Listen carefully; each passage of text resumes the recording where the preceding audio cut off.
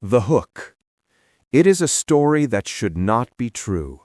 When the survivors were found, skeletons clinging to the splintered remains of their boats, their story was dismissed as madness. The ocean, they claimed, had turned against them. Not the storms, not the cold, not the empty, blistering horizon, but the ocean's greatest beast. They claimed their 238-ton ship had been attacked, deliberately and intelligently, by a sperm whale of monstrous size. They claimed it had hunted them. This was not a sailor's ghost story told over rum. This was the sworn testimony of a ship's captain. And the most unbelievable part of his story was not the whale. It was what happened after. This is not Moby Dick. This is the terror that birthed the legend. This is the story of the Whaleship Essex. Part 1. The Iron-Bound Town. The world in 1819 ran on whale oil. It was the fuel that lit the nights of New York, London, and Paris. It was the lubricant that turned the gears of the new industrial revolution. And the nexus of this global greasy empire was not a sprawling metropolis, but a tiny, wind-scoured island off the coast of Massachusetts, Nantucket. To be a man in Nantucket was to be a whaler. The streets of the town were paved with the profits of the hunt, the air thick with the smell of boiling blubber from the try-works.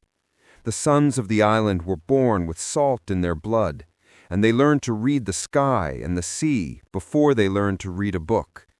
They were a tribe apart, the gray-eyed Arapahoes of the deep, and they were fearless. The Essex was their pride, though she was an old ship. She was a blunt-bowed, wall-sided vessel, sturdy and squat, a workhorse designed not for speed, but for capacity. She was a floating factory, built to endure 2, sometimes 3 years at sea, sailing 10,000 miles from home to the remote hunting grounds of the Pacific Ocean. She had a reputation. She was a lucky ship, one that always returned to port with her barrels full. On August 12, 1819, the Essex was ready to sail again. Her captain was a man named George Pollard, Jr. He was only 29, but this was his first command. The weight of the island's expectations and the investments of its Quaker elders rested heavily on his young shoulders. He was a captain by right, meaning he came from one of the island's founding families. He was a steady man, thoughtful, and perhaps a bit too gentle for the brutal work ahead. His first mate was Owen Chase. Chase was 23, ambitious, and the opposite of Pollard. He was not from an established family. He had earned his rank through grit, skill, and a fierce, driving ambition. He was powerful, practical, and possessed an iron will. The tension between the two men, the privileged captain and the self-made mate, simmered just below the surface. The rest of the crew was a mix of seasoned Nantucket Kufas, islanders, and green hands, young men, some still boys, drawn by the promise of adventure and fortune. One of them was Thomas Nickerson, the 14-year-old cabin boy. It was his first voyage. He had signed on against his parents' wishes, eager to prove himself a man. He would later write, "My youthful mind was buoyant with the thoughts of seeing the world, and I imagined myself already a hero." He and all the others were tragically unprepared for the world they were about to find. The Essex was provisioned for 2.5 years. Its decks were crowded with livestock, its holds packed with 60,000 bricks to build the try-works oven for boiling blubber, and its hull lined with over 1,000 barrels, all of them empty. The crew's job was simple and impossible. Sail to the other side of the world, find and kill creatures the size of their ship, and fill every last barrel with oil. As the ship cleared the sandbars of Nantucket, a celebratory cannon was fired. The crowd on the wharf cheered, waving handkerchiefs, until the Essex was just a dark speck vanishing into the vast, indifferent blue of the Atlantic. For 2 days the voyage was routine. Then, on the third day, the Atlantic showed its teeth. A violent squall, sudden and ferocious, struck the ship. It laid the Essex over on its side, the masts parallel to the raging water. The decks were submerged. Green water poured into the holds. The men clung to the rigging, shouting in terror, certain their voyage was ending only 72 hours after it had begun. Owen Chase, ever the man of action, grabbed an axe. He was ready to cut the masts away to save the ship. "No!" Pollard commanded. He refused to cripple his ship, his first command, so close to home. He ordered the men to steer into the wind, a desperate gamble. For agonizing minutes, the Essex hung in the balance. Then slowly, groaning under the strain, she righted herself. They were saved. But they were not unscathed. The squall had ripped away 2 of their 5 whaleboats, the small, fast boats used to hunt the whales. One was completely lost, the other was shattered. They had also lost spars, rigging, and most ominously, a sense of invincibility. A superstitious sailor would have seen it for what it was, a terrible omen, a warning to turn back. But they were Nantucket men. They repaired what they could, noted the unlucky start in the ship's log, and turned their bow south toward Cape Horn. They were whalers, and whalers did not turn back. They had a sacred duty to the oil, and they would follow that duty into the very mouth of hell, which is precisely where they were heading. Part 2. The Desolate Paradise. The journey around Cape Horn was, as it always was, a trial by water, ice, and wind. For nearly a month, the Essex battled the most dangerous waters on the planet.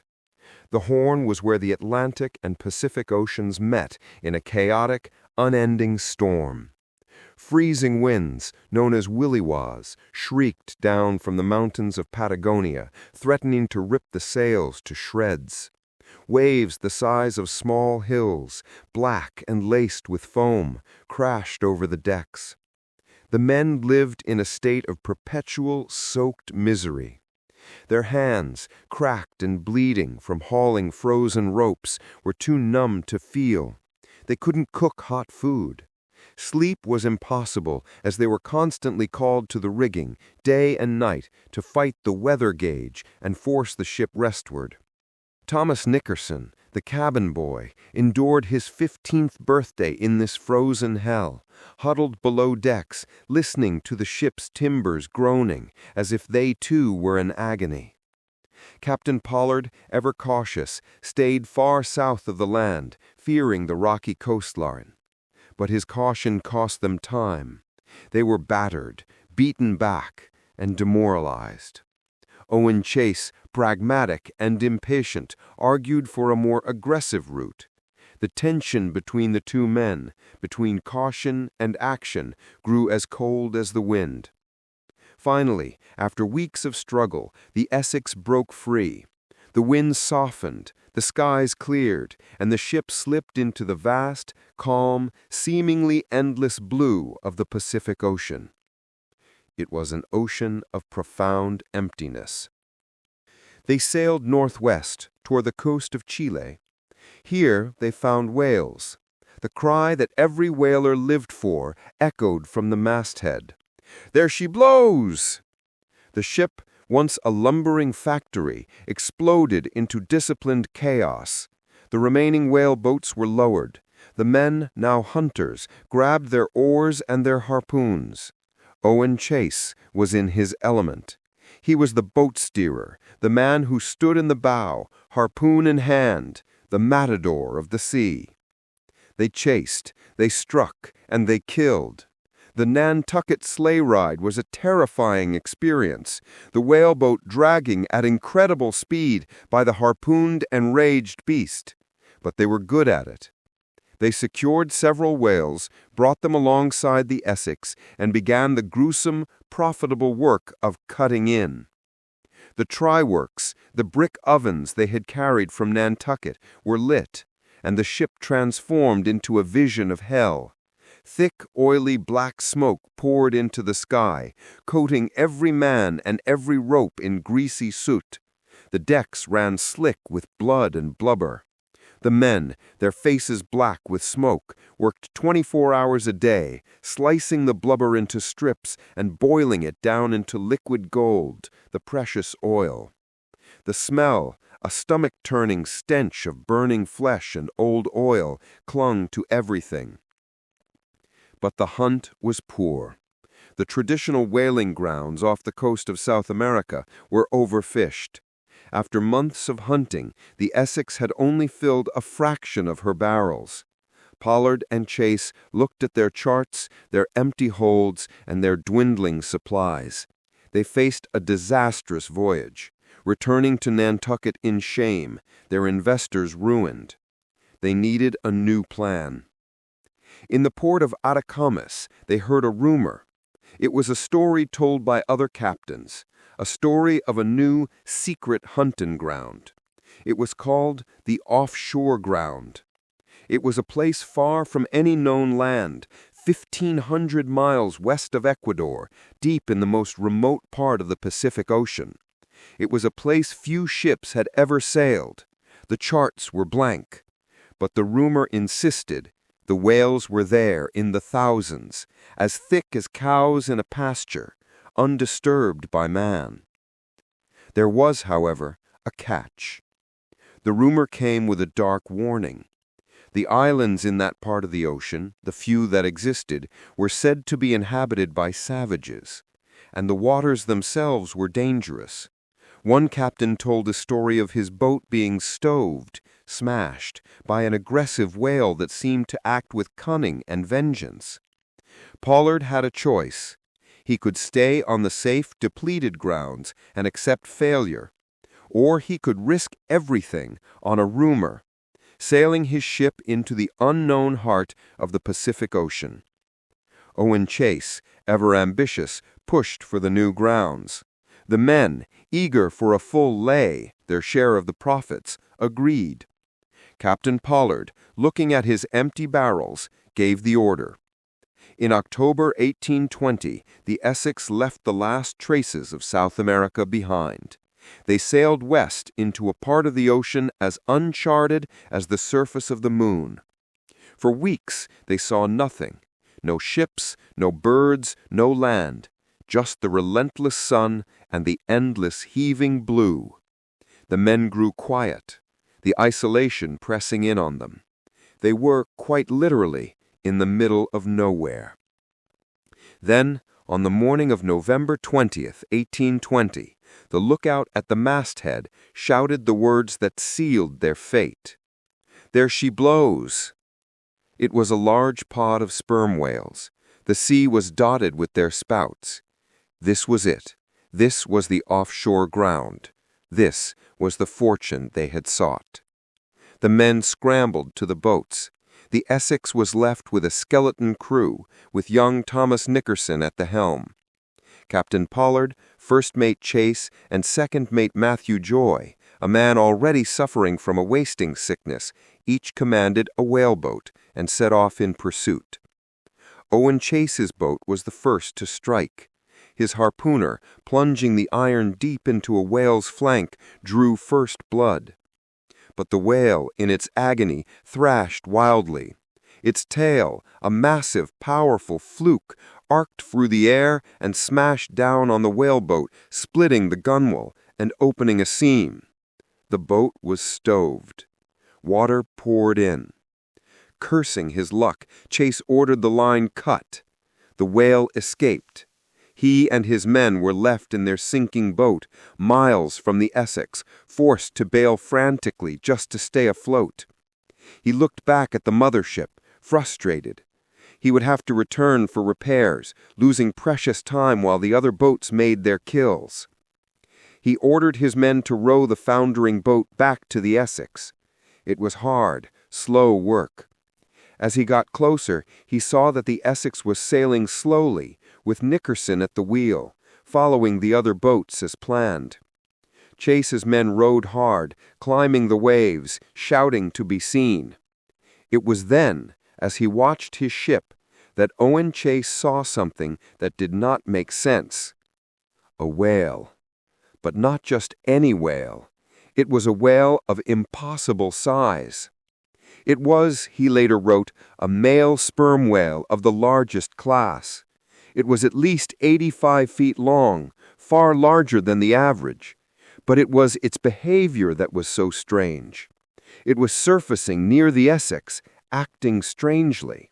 It spouted a few times, then dove, only to reappear lying motionless on the surface, its head pointed directly at the ship. On board the Essex, Thomas Nickerson and the remaining crew saw it too. They watched, confused. The whale was just lying there, watching them. Owen Chase, in his damaged boat, was still a few hundred yards away. He watched as the whale suddenly, as if moved by some strange intelligence, began to move. It started slowly, then picked up speed. It was not running, it was not sounding. It was swimming directly at the Essex, its massive blunt head creating a white bone of foam in the water. It was moving faster and faster. I saw the whole of it, Chase would later testify. The men on the Essex shouted to turn the ship, but it was too late. The whale, moving at an estimated 6 knots, slammed its head directly into the bow of the Essex. The impact was catastrophic. The ship, all 238 tons of her, was shaken like a leaf. Men were thrown from their feet. The sound, a dull, thunderous crack, shuddered through the hull. The ship stopped dead, like she had struck a rock. The whale, seemingly stunned, passed under the ship. It surfaced on the other side, its head gashed, apparently confused. It swam off. The crew was in shock. They ran to the hold. Water was flooding in. The bow was shattered. The Essex was sinking. In his boat, Owen Chase watched in horror. "My God, Mr. Chase," his boat steerer cried. "What is it?" "We have been stoved by a whale," Owen Chase said, his mind struggling to comprehend the impossible. But the whale was not done. About 100 yards off, the beast stopped. It turned. It seemed to the men to be looking at us. It thrashed its tail, its massive flukes beating the water into a white fury. And then it attacked again.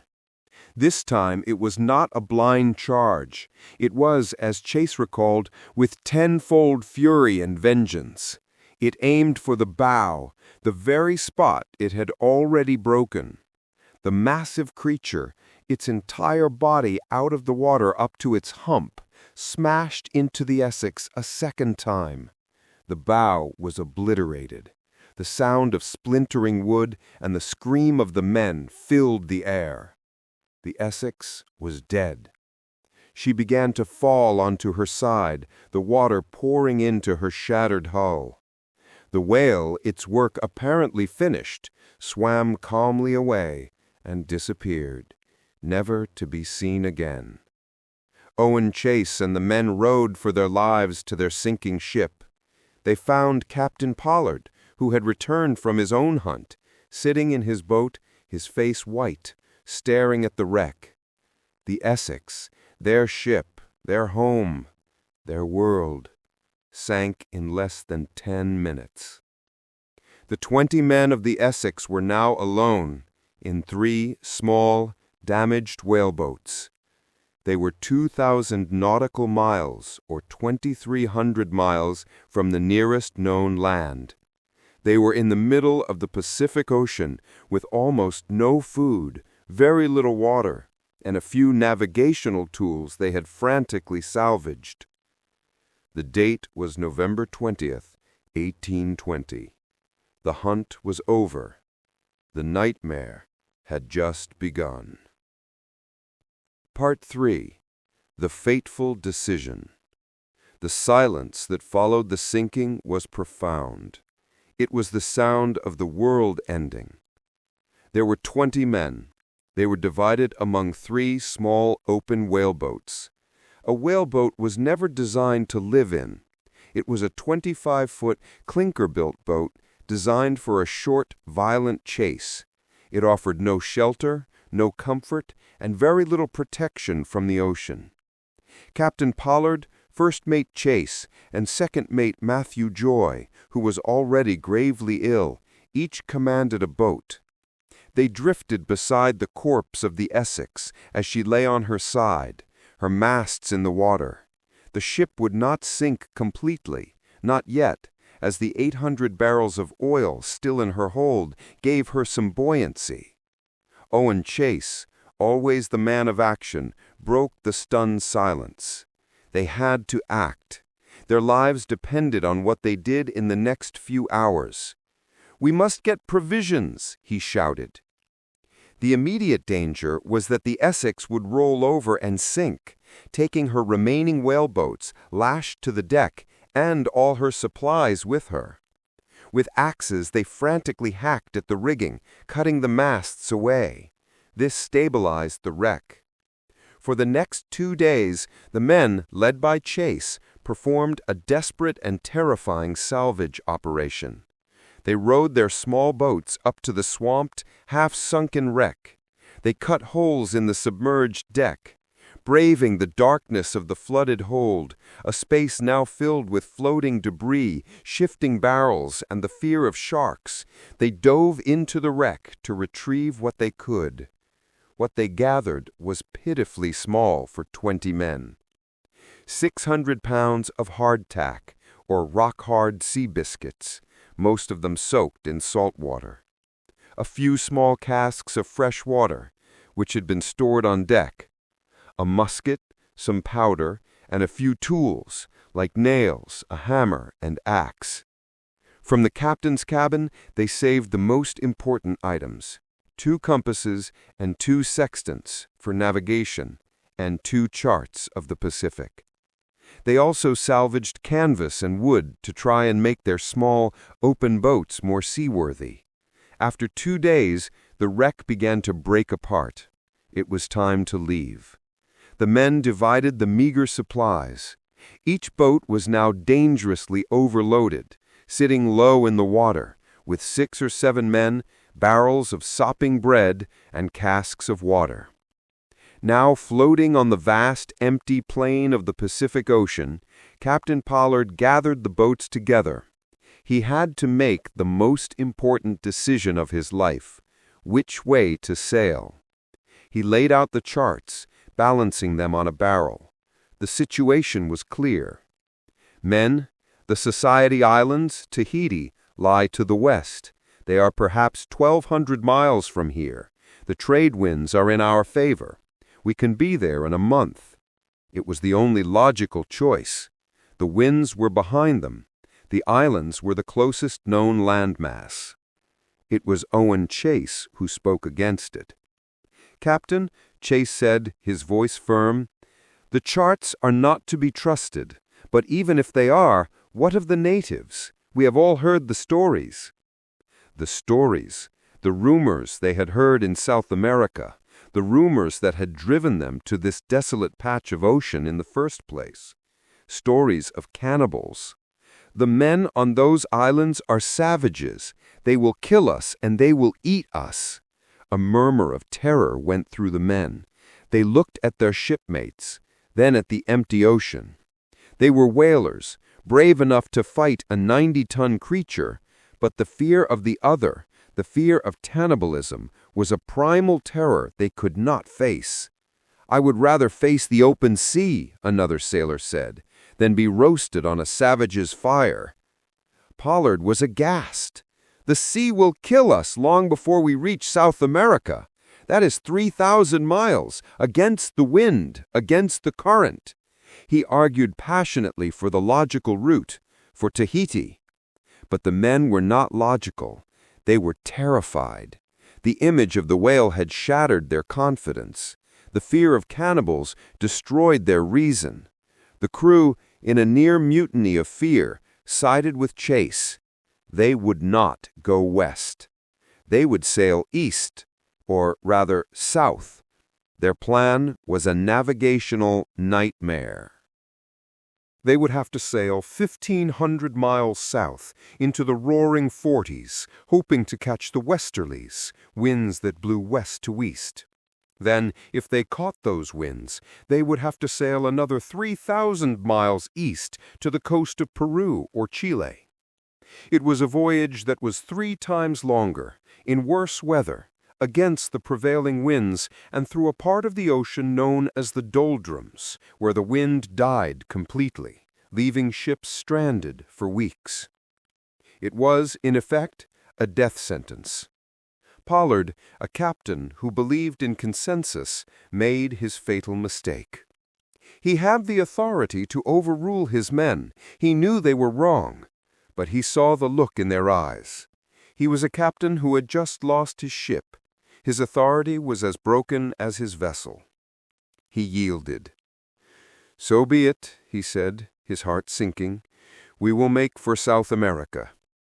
On November 22, 1820, the 3 small boats parted company with the wreck of the Essex. The men, using the salvaged canvas, had raised the sides of their boats by a few inches, creating a freeboard to stop the waves. They raised their small, jury-rigged sails made from old whaleboat sails. The 20 men watched as the remains of their ship, their world, disappeared behind them. They were 3 small, fragile specks of wood and cloth, undertaking a 4,500-mile journey in a desperate attempt to avoid a danger that existed only in their imaginations. Their rations were calculated. Each man was allotted 1½ ounces, about 42 grams, of hardtack per day, half a pint, about 236 milliliters, of water per day.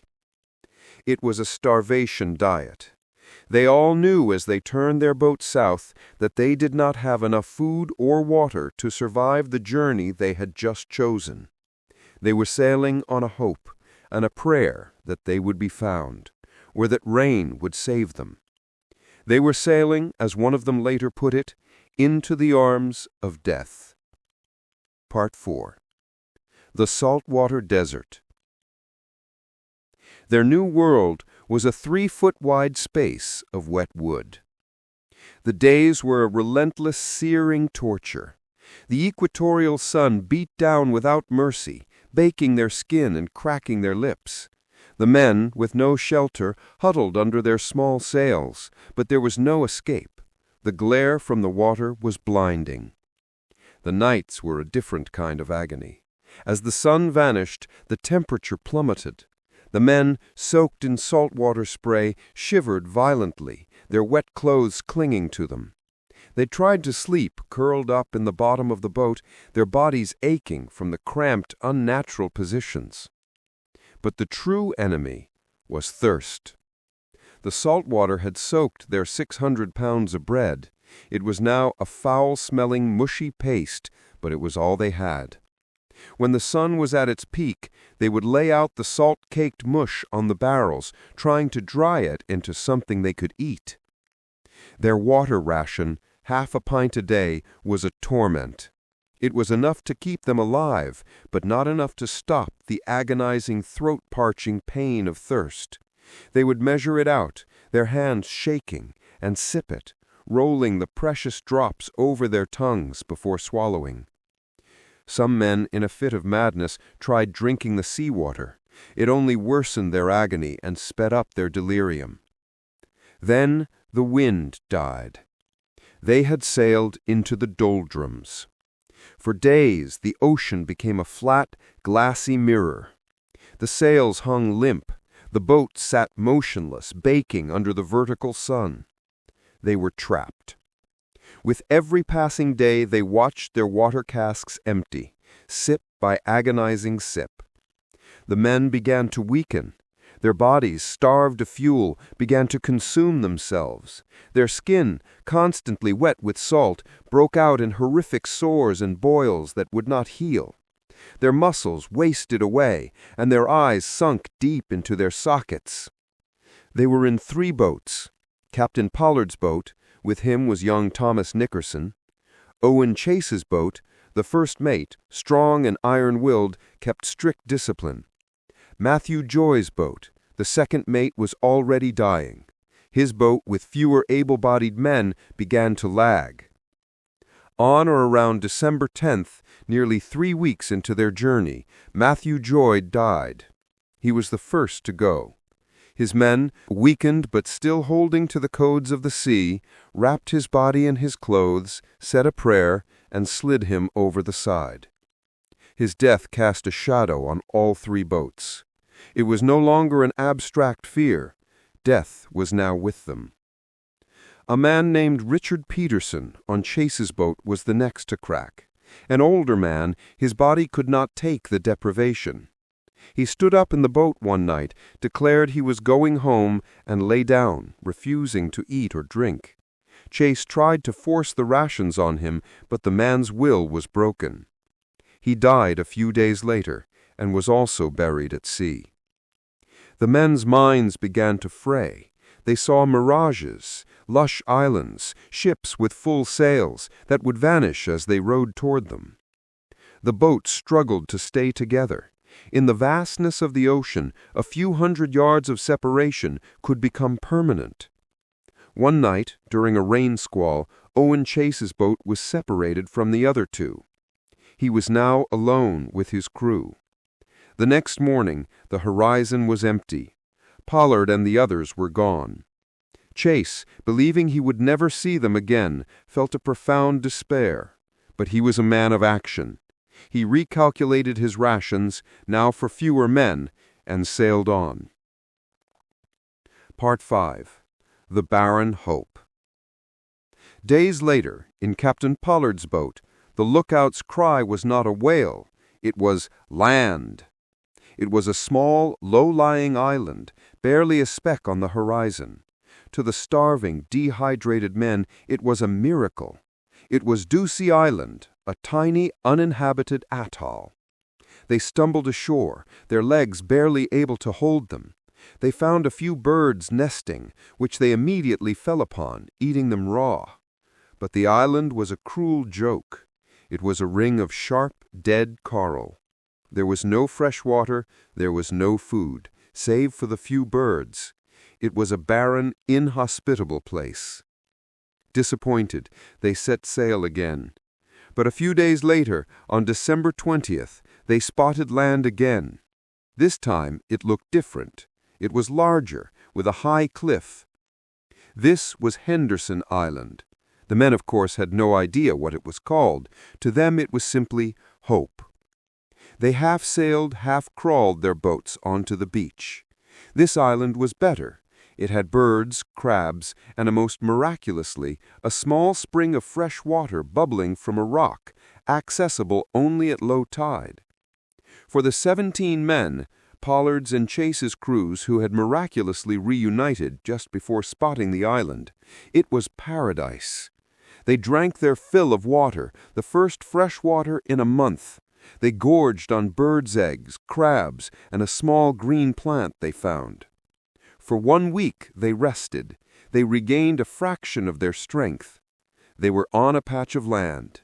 They were safe from the sea. They were alive. But as the days passed, a terrible realization dawned. The island was small. They had already eaten most of the nesting birds. The crabs were harder to find. The small spring of water was barely enough for them all. Henderson Island was not a home. It was a temporary reprieve. They had eaten the island out in 7 days. They faced another choice: stay here and slowly, certainly starve to death, or get back in the boats and trust the empty, monstrous ocean that had tried to kill them. 3 men made their decision. Seath Weeks, William Wright, and Thomas Chappell, from Chase's boat, said they would stay. They would live or die here, they declared, but they will not go back in those boats. The others, led by Pollard and Chase, began to prepare. They filled their water casks from the tiny spring. They captured and roasted as many birds as they could, packing the meat with salt. On December 27, 1820, the 3 boats were pushed back into the surf. The 17 men who were leaving waved a grim final farewell to the 3 who were staying behind. No one expected to see the others again. The boats, now separated for good, sailed away from the island. Owen Chase's boat took one course. Pollard's and the 3rd boat, now commanded by a man named Obed Hendricks, took another. The brief, life-saving miracle of Henderson Island was over. The men were back in their floating coffins. The ocean, which they had briefly escaped, now welcomed them back. And now the real horror began. They were in the deep ocean. Their meager supplies from the island were dwindling, and their bodies were failing. The next stage of their journey would not be about survival. It would be about what a man would do to survive. Part 6. Part 6. The Custom of the Sea. The sea, having failed to drown them, now set out to starve them. The small supply of roasted birds and fresh water from Henderson Island was gone in less than a week. The 14 men, now in 3 boats sailing into the unknown, were back where they had started, starving, thirsty, and hopeless. But now it was different. Before they were men, now they were shadows. Their bodies, having long since consumed their fat, were now consuming their own muscle. Their joints swelled, their skin hung in loose folds, and their minds, starved of sugar, began to succumb to a haunting, quiet madness. They were separated into 3 distinct, floating worlds of despair. On Owen Chase's boat. Chase, first mate, was now in command of a boat with only 2 other men, Benjamin Lawrence, the steward, and Isaac Cole, a seaman. The 3 men who had stayed on Henderson had all been from his boat, leaving him with the smallest crew.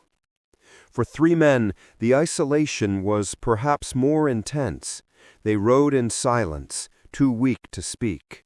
They had one last treasure they had saved from the island, a small cluster of flying fish that had landed in their boat, which they had dried in the sun.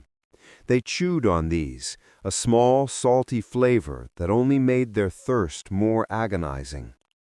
Around January 10, 1821, nearly 50 days since the Essex sank, Isaac Cole, the youngest, began to fail. He had been, as Chase later wrote, a robust and healthy man, but the starvation ravaged him. He became delirious, speaking of food, of water, of his home. Then he became violent, thrashing in the bottom of the boat, his eyes wide with a madness the other 2 could not soothe. Chase and Lawrence, themselves skeletons, could only watch and hold him down when his fits became too strong. On January 11th, Isaac Cole went quiet. He lay in the bottom of the boat, took a few rattling breaths, and died. Chase and Lawrence, the 2 survivors, sat in the small boat, staring at the corpse of their shipmate. The sun beat down, the boat drifted. The laws of the sea, the laws of God, the laws of civilization, they all demanded one thing: a burial at sea. But those laws were made for a world that no longer existed for them. Their world was this boat, and the only law left was the law of survival. They were starving, and here, before them, was food. Owen Chase, the iron-willed pragmatist, was the first to face the unthinkable. To let this food go over the side, he reasoned, would be a form of suicide, and suicide was a sin. Their duty, to God and to themselves, was to live. He looked at Lawrence. Lawrence, his face a mask of horror and hunger, nodded. "We were," Chase wrote, "as rational as we had ever been." With their small boat knife, they performed the act.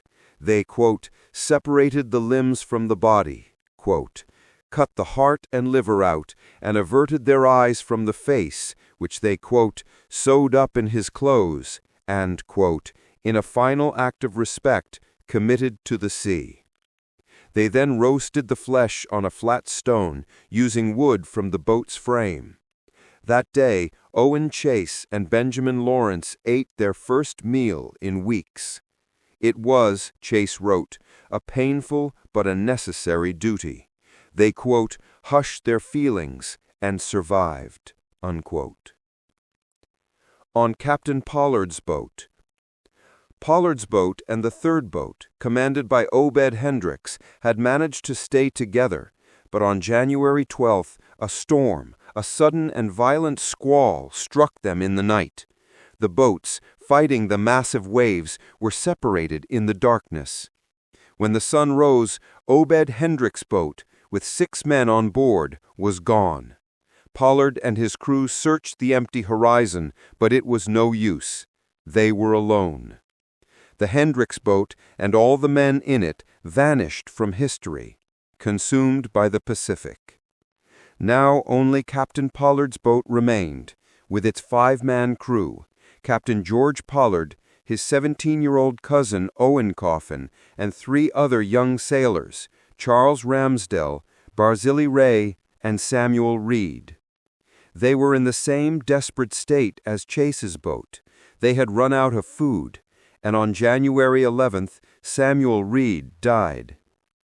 The 4 remaining survivors, Pollard, Coffin, Ramsdell, and Ray, were faced with the same horrific choice as Chase. But here, the decision was in some ways worse. Pollard was the captain. These were his men. One was his own family. But they too were starving. They too partook of the last necessity. They survived on Reed's body for a week. The meager supply did not last. Soon all the flesh was gone, and the 4 men were starving again. But now there was a terrible difference. Before, they had waited to die to provide. Now, death was too slow. They were 4 living men, staring at each other. The unspoken thought hung in the air, a poisonous fog. Who will be next? We cannot wait to die. We must choose. It was Charles Ramsdell who finally gave voice to the nightmare. We must draw lots, he said. The custom of the sea. It was a terrible unwritten law, a mariner's last resort, a lottery where the loser would be killed to feed the others. It was a gamble, a way to put the decision in the hands of God or fate and absolve the survivors of the sin of murder. Pollard was horrified. He was the captain. I will not have this, he argued. He said he would rather die. No, Captain, the men said, their voices weak but firm. We will all die if we do not. It is our only chance. Pollard, the gentle captain who had yielded to his men's fears about Tahiti, yielded to them again. He was too weak, too broken to fight them. They agreed. They would draw lots. They took paper from the ship's logbook. They cut 4 small slips. One was marked in pencil with a shorter cut. That was the lot. They placed the slips in a hat. The 4 men sat in the boat, under the blazing sun, in the middle of the Pacific Ocean. Their boat, their world, was now an executioner's block. Who will draw? One asked. They decided a boy would be shielded. He would not have to draw. It would be between Pollard, Coffin, and Ramsdell. Correction. The historical record is more precise and more chilling. All 4 men agreed to the lot. No one was shielded. Pollard, his heart broken, tried to protect his young cousin Owen Coffin, but Coffin insisted. No, the boy said, I will take my chance with the rest of you. They tore lots from a piece of paper.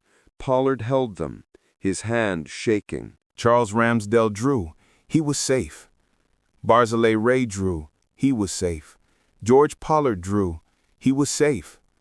There was only one lot left in the captain's hand, and Owen Coffin, the captain's 17-year-old cousin, had not drawn. The lot fell to him. The boy, barely a man, looked at his hand, then at his captain, his cousin. He did not cry. He did not protest. He said simply, "The lot is fallen to me." He sat down in the bottom of the boat and prepared to die. Pollard was hysterical. He collapsed. My boy," he wept. "If you don't like your lot, I'll shoot the first man that touches you. I will take the lot myself." Owen Coffin looked at his captain. "No," he said, his voice quiet but firm. "I like my lot as well as any other." The men sat in silence for an hour. The sun moved across the sky. They were dying of hunger. The decision had been made. Fate had spoken. "It must be done," someone whispered. Charles Ramsdell, the man who had first proposed the lot, now had to be the executioner. He drew the short straw for that, too. "Who will draw?" they had asked. "The lot is mine," Owen Coffin said. "Who will do it?" Ramsdell was chosen. Pollard could not watch. He turned away, his body shaking with sobs. Owen Coffin lay his head on the gunwale of the boat. Charles Ramsdell picked up the musket they had salvaged from the Essex. He aimed. The shot echoed across the empty water. And the three remaining men, to live, did what they had to do. Part 7. The Rescue and the Horror. The consumption of Owen Coffin sustained the three survivors, Pollard, Ramsdell, and Ray, for another week. But by January 20th, 1, there was nothing left. Then Barzillai Ray died.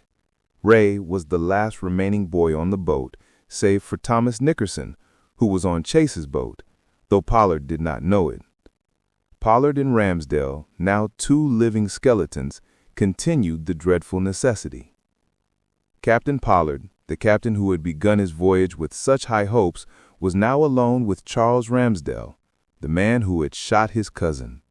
They were two men in a boat with no food, no water, and only the bones of their dead shipmates to remind them of the terrible price of their survival. Their boat drifted aimlessly, a horrifying ghost ship. The discovery of Pollard. On February 18, 1821, 90 days after the Essex was sunk, a sail appeared on the horizon. It belonged to the American whaleship Dolphin, out of Nantucket. The crew of the Dolphin spotted a speck on the water, and as they drew closer, they saw a whaleboat, splintered and covered in green moss, floating low in the water. They approached cautiously. A man from the Dolphin peered over the side. He saw two figures, too weak to move, huddled under a ragged scrap of canvas. They were skeletal, their eyes sunk deep into their skulls, their skin dry and stretched over bone. The two figures were Captain George Pollard and Charles Ramsdell. The shock on the faces of the rescuers was profound. They had found two of the Essex men, but they were not men. They were human specters. When the men of the Dolphin lifted Pollard and Ramsdell from the boat, they saw the truth of the horror. Scattered on the bottom of the boat, carefully sorted into small, gnawed piles, were the bones of their shipmates. The thigh bones, the ribs, the scattered vertebrae. It was clear what had happened. The men were brought aboard, shivering, confused, and dangerously close to death. They were slowly nursed back, with small spoonfuls of broth and water. It took days for Captain Pollard to regain the strength to speak, and when he did, he told a story that chilled the bones of every hardened whaler on the Dolphin. The discovery of Chase. Unbeknownst to Pollard, Owen Chase and his two remaining boatmates had also been found. On February 19, 1821, the day after Pollard's rescue, the British whaleship Indian sailing completely alone, spotted another ghost ship. It was Owen Chase's boat. Inside were Chase, Benjamin Lawrence, and the 14-year-old cabin boy, Thomas Nickerson. Chase had kept Nickerson alive. After Isaac Cole's death and the subsequent necessity, Thomas Nickerson survived. The cabin boy, whose young mind had been buoyant with the thoughts of seeing the world, had witnessed and endured the worst of humanity's trials. When the men of the Indian boarded Chase's boat, they too found a scene of unthinkable horror. Chase, ever the orderly mate, had kept a strict log of every death, every ration, and every agonizing decision. He and his two companions were also brought aboard, mere shadows of men, but miraculously alive. When Chase, Lawrence, and Nickerson were revived and fed, they all told the same terrible story. They confirmed the account of the vengeful, conscious attack by the great whale. They confirmed the months of starvation, and they confirmed the ultimate, terrible custom of the sea. Of the 20 men who had sailed on the Essex, only 8 were now known to be alive. Part 8. The Aftermath and the Secret.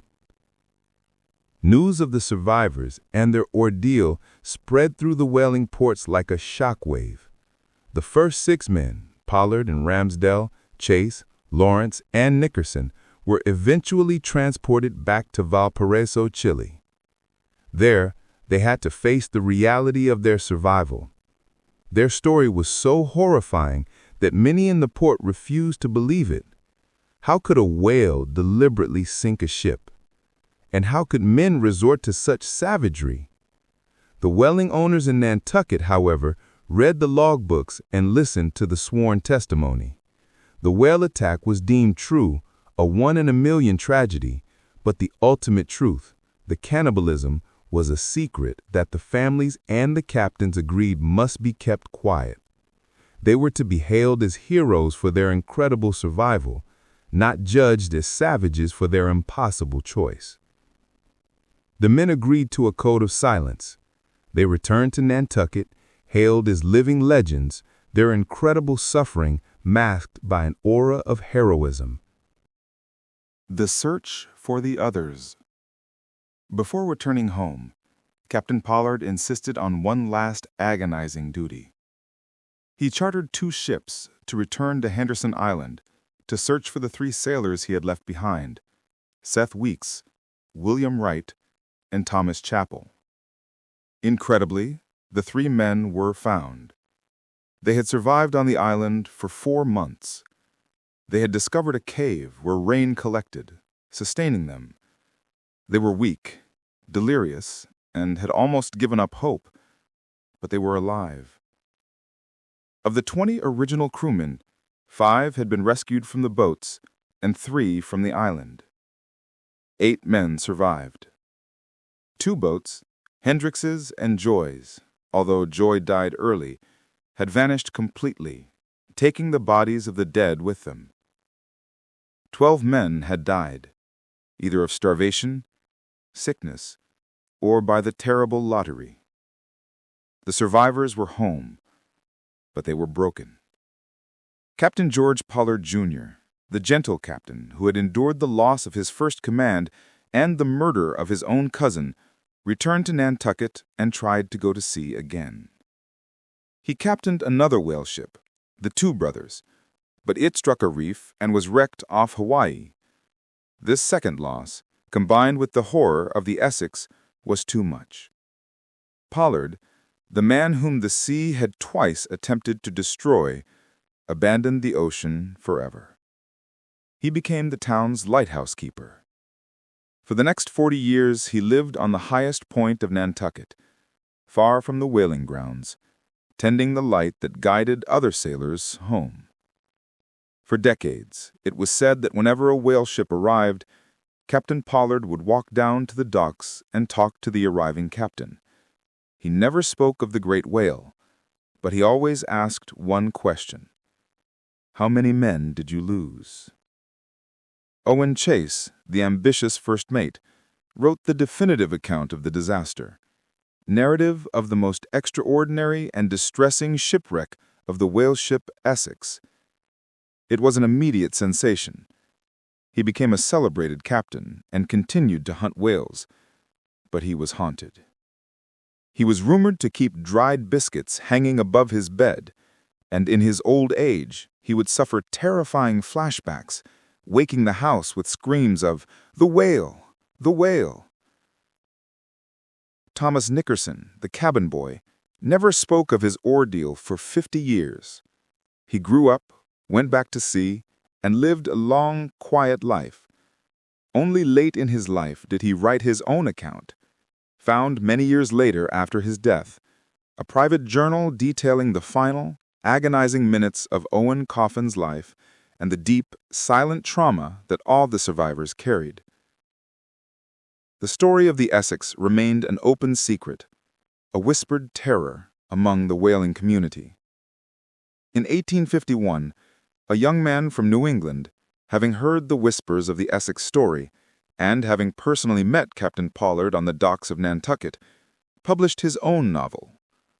He took the true story of the vengeful white whale and transformed it into an epic tale of obsession and madness. The novel was Moby Dick. Herman Melville dedicated his book to the two survivors he had met, George Pollard and Owen Chase, the men who had lived a truth more terrifying than fiction. The real story was not about hunting a whale. It was about how, in the vast, empty terror of the Pacific, the 20 men of the Essex were forced to confront the monster not outside, but inside. This concludes the main, factual narrative of the wreck of the Essex. It details the 4,500-mile ordeal, the 3 separate boat voyages, and the eventual survival of 8 men. Would you like me to continue the story by providing an extended epilogue focusing on the long-term trauma and final days of the 3 main survivors, Pollard, Chase, and Nickerson? Part 9. The Long Shadow of the Wreck. The story of the Essex did not end when the men stepped onto the solid wharves of Nantucket. It was a wound that never truly healed, a deep, silent trauma that defined the rest of their lives. The survivors returned to a society eager to embrace them as heroes, but unable to comprehend the true nature of their sacrifice. Captain George Pollard, Jr., the watchman of the sea. Pollard, having lost his ship, his cousin, and his sanity to the Pacific, gave up his life on the high seas. The ocean he knew held a grudge. He took the humble position of night watchman and eventually became the keeper of the Nantucket Old North Tower Lighthouse. For 40 years, the man who had been adrift for 90 days, who had tasted the forbidden meal, lived and worked on the highest point of his island. Every night, he lit the lamp that guided other captains and cousins safely past the treacherous shoals.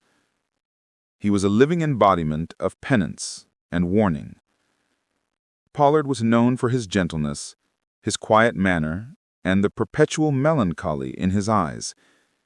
When Melville met him in 1852, he found the captain to be a man of meekness and mildness, yet bearing the profound sorrow of a man who had seen God's failure to intervene. Pollard lived to be 81. He never complained. He was a silent sentinel, guarding his town from the sea that had destroyed his life, carrying the unspoken burden of Owen Coffin's death until his own. First Mate Owen Chase, the haunted navigator. Chase was the pragmatic survivor, the one who fought the sea with logic and brute force. His immediate act upon return was to write his narrative, a detailed, clinical, and often terrifying account of the whale attack and the agonizing drift. His book, published in 1821, was a commercial success, cementing his reputation as a courageous captain. He returned to whaling, commanding several ships with great success. He was praised as a skilled navigator and a fierce hunter. yet the price of his survival was high. The order he imposed on the boat dissolved upon his return home. He became increasingly paranoid and volatile.